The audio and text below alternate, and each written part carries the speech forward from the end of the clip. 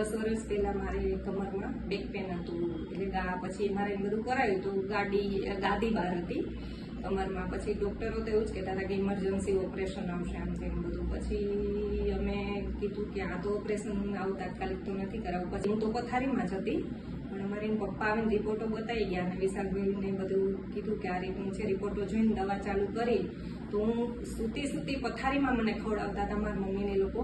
એની જગ્યાએ હું ચોથા દિવસ છે ને ઊભી જમવા માંડી, અને અઠવાડિયામાં તો મારા પગ આમ ખેંચાયેલી નસ હતી એ સીધી થઈ ગઈ.